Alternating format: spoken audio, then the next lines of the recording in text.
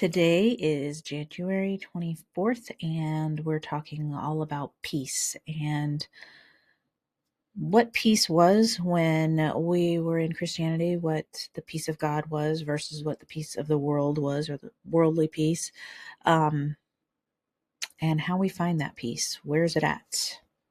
Let's talk about it.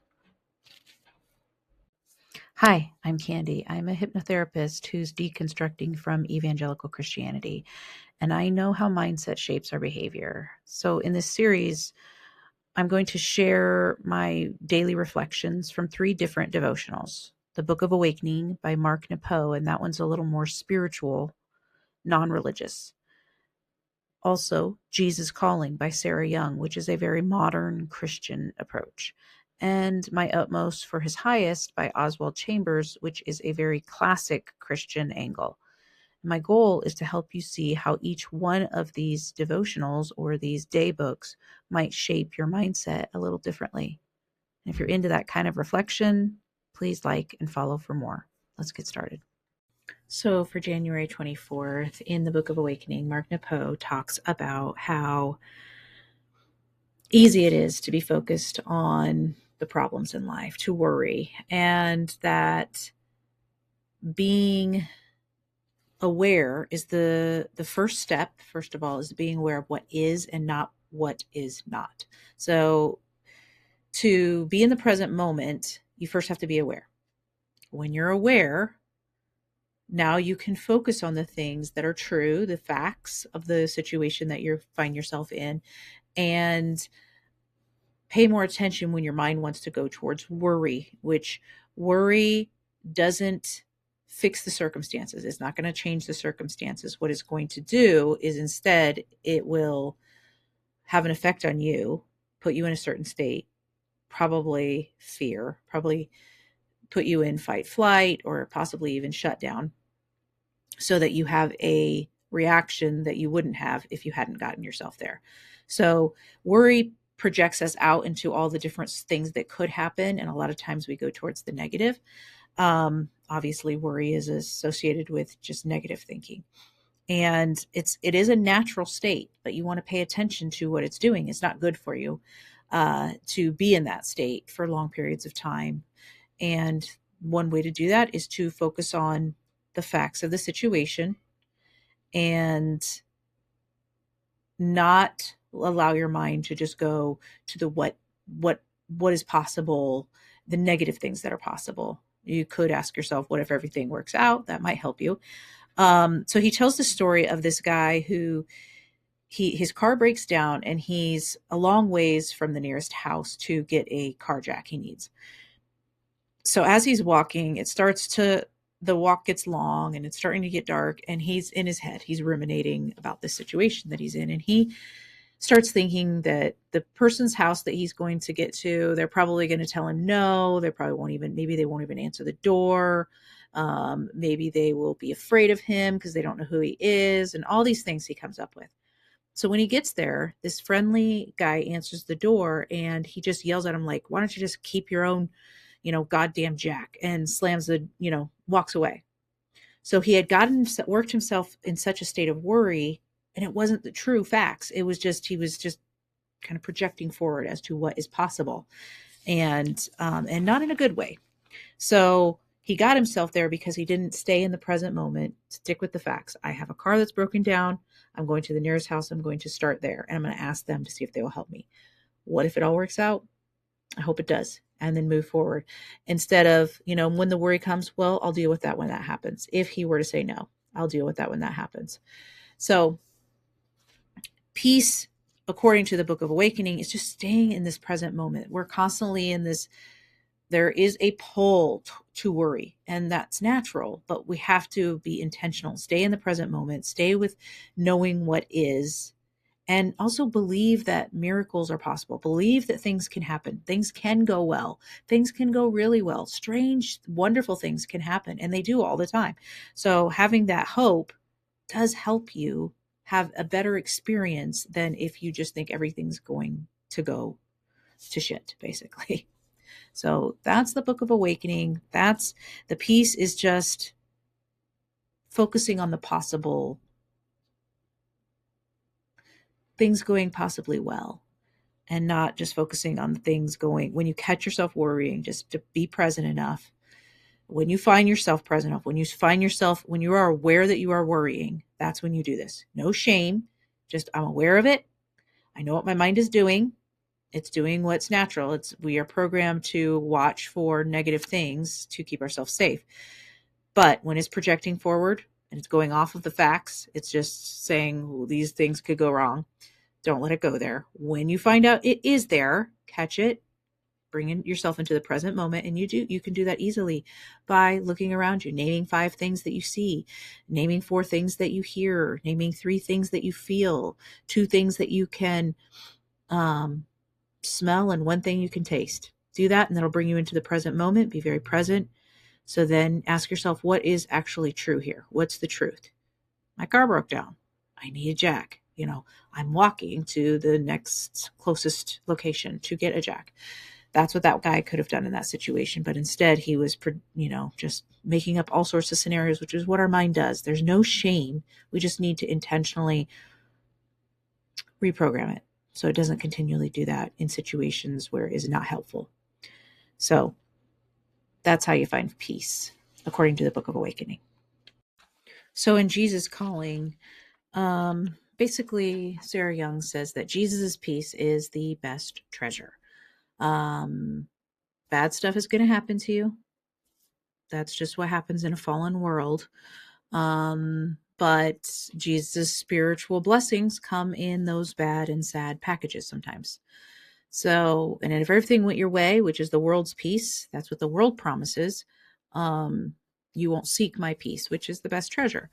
So expect suffering, but know that I have overcome the world. Now, I remember this kind of thinking like that, and I'm not going to lie, it would bring comfort to think that Jesus overcoming the world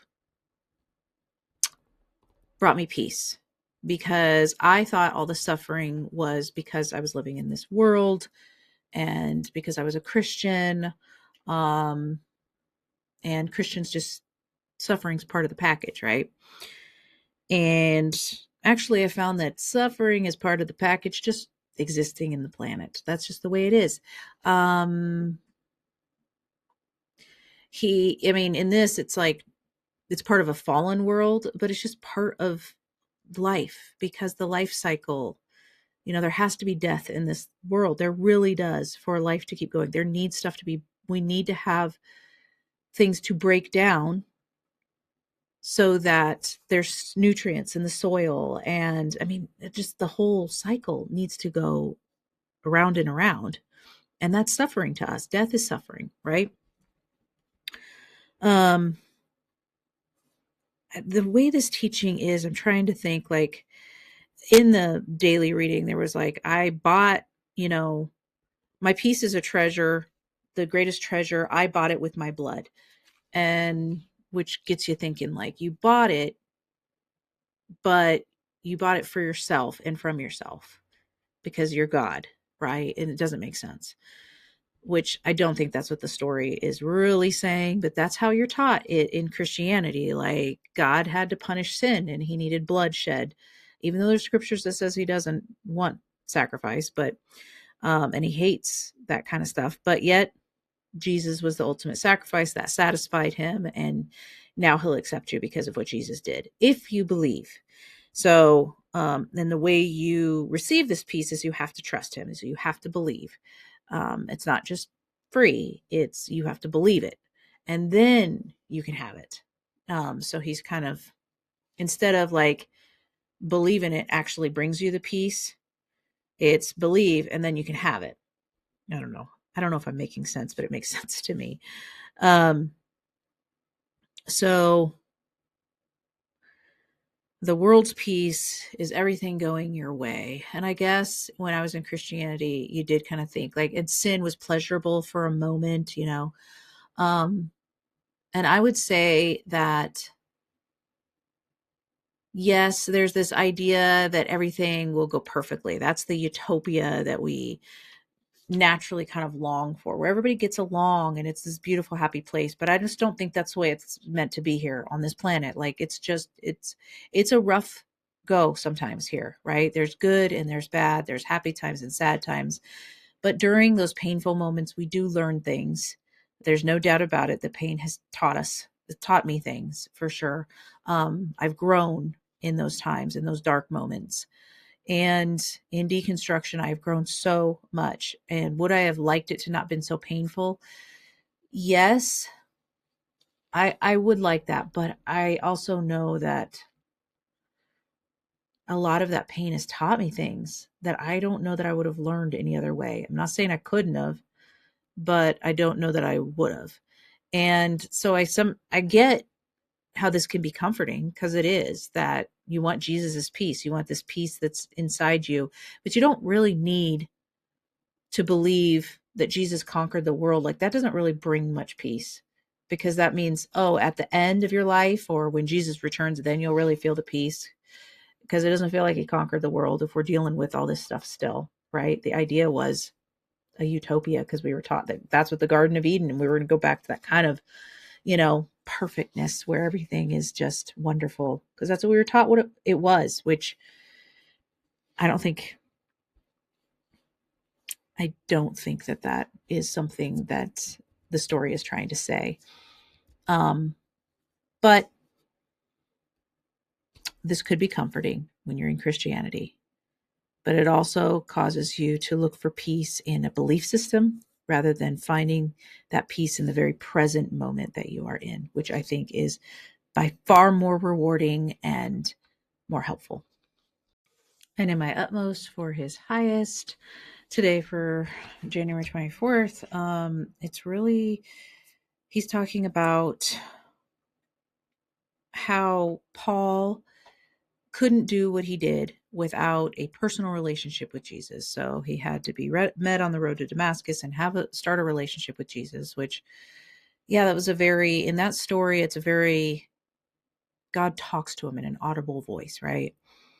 And so he's basically saying we need to be consumed with Jesus, devoted to um, Jesus and not the cause, not like a cause like Christianity or preaching the gospel. You're devoted to Jesus, whatever that looks like. And then you see nothing else. You live for no one else. You are completely consumed by the purpose of being a witness for Jesus. You can't do this without first having a relationship with him. And this relationship idea is something that just gets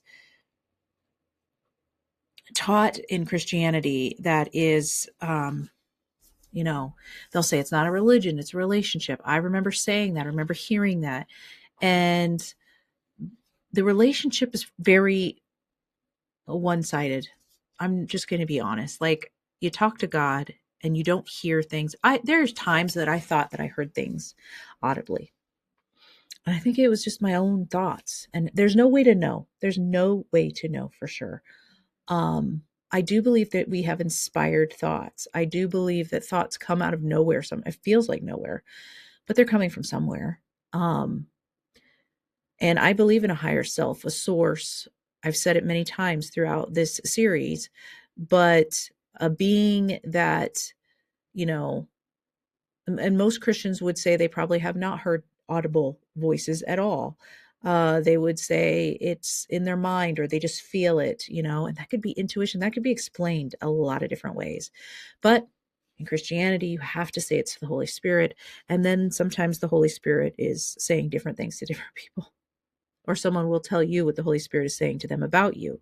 And you have heard nothing of the sort. And it's just a way of spiritual bypassing, controlling, manipulation. In a lot of ways, it gets used that way because it's so, this relationship idea is, yes, you talk with God, you spend time with God, but you're really spending time with yourself. In reality, you're spending time with yourself. And I do think you need to spend time with yourself to feel peace.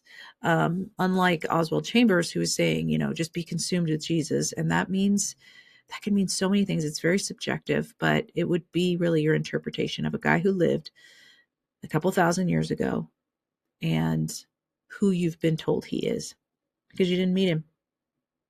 You didn't meet him. You just know what was written about him. and not even all of that was written about him, and you can't even trust that that's the actual truth. We do not have, we don't have the original copies. Everything's been translated. So find the peace in yourself by being in the present moment. Don't worry so much about what others say. Don't worry so much about trying to find peace in some being or some religion. Find the peace within yourself, and that will truly, that'll be a peace that goes with you because you found it within rather than outside of yourself. And you do that by getting into the present moment, focusing on what is actually true, just knowing what it is. You don't have to focus on it so much, just being aware of the actual facts, not letting your mind go all over the place, taking the lead with your mind and just resting in what is. I hope that helps you today to feel a little bit of peace. And I'm sure we'll talk more about it in future episodes. So take what you will from these and have a great day. Remember, you get to decide what you devote your thinking to today. You might not be able to control every thought that comes in, but you can definitely decide what you entertain. And whether it comes from something I've said today or something completely different, choose wisely and set an intention that truly benefits you and those around you. And if you found any value here today, don't forget to like and follow. Thank you for joining me on this journey, and let's keep our minds on what helps us love ourselves and each other a little bit better every day.